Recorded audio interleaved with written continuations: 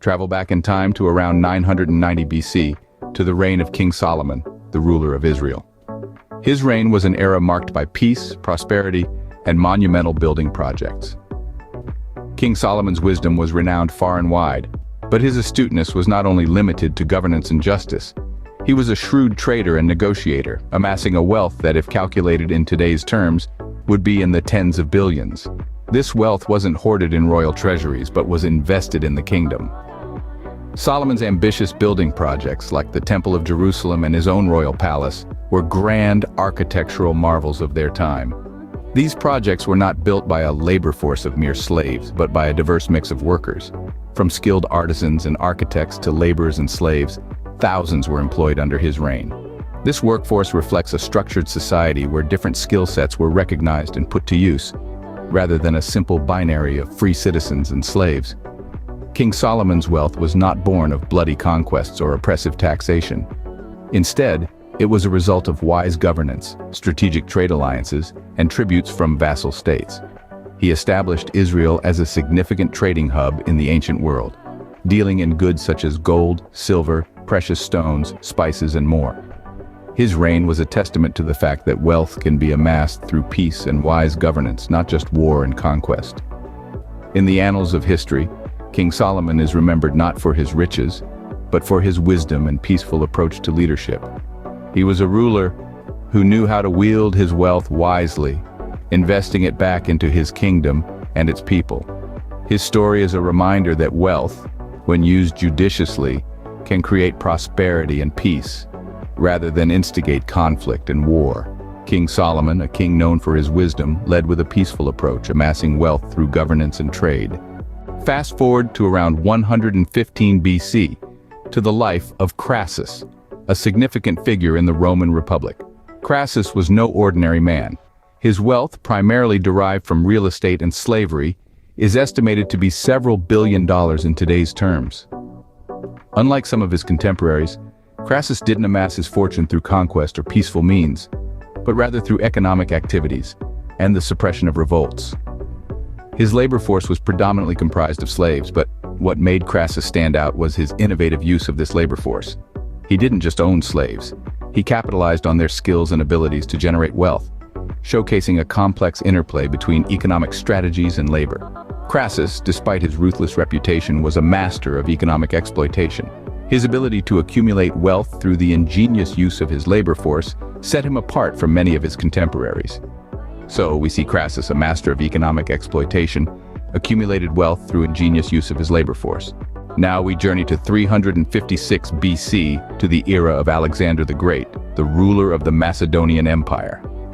Alexander's wealth was immense, so vast that it defies calculation. His empire stretched from Greece to Egypt and as far east as India, a realm of staggering richness and diversity. Gold, silver, precious stones, and the goods of countless lands flowed into his treasury, making him one of the wealthiest individuals in history. The labor force under Alexander was equally substantial, encompassing countless individuals across his vast empire. These included soldiers, artisans, farmers, and slaves, all contributing to the functioning and prosperity of the empire. But Alexander was not merely a wealthy ruler. He was a conqueror, a military genius who used his armies to amass wealth through the spoils of war. His campaigns brought vast territories under his control, each contributing to his incredible wealth. Next, we move to 63 BC, to the reign of Augustus Caesar, the first emperor of the Roman Empire. Augustus Caesar's wealth was nothing short of extraordinary. If we were to convert his wealth into today's terms, it would likely be in the realm of hundreds of billions.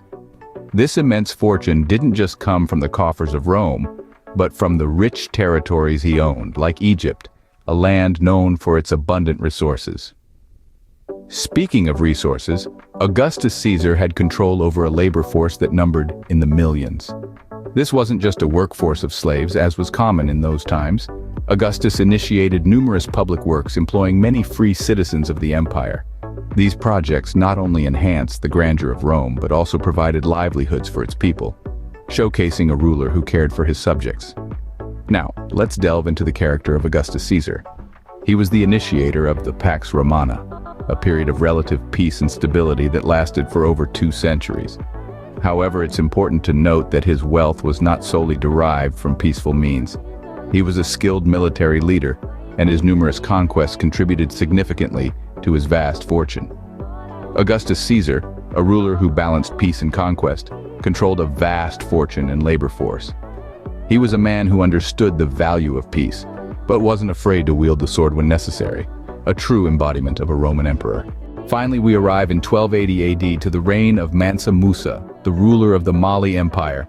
A figure of monumental wealth, Mansa Musa is believed to be possibly the richest individual to have ever lived. His astounding affluence, which in today's terms could potentially reach into the hundreds of billions of dollars, was derived mainly from Mali's extensive gold resources. Mansa Musa's empire was not just one of glittering gold, but also of vibrant people. His labor force was a tapestry of diversity, encompassing artisans, traders, and slaves. This points to a highly structured society, one that transcended a simple worker-slave dichotomy and painted a picture of a society buzzing with different professions and trades.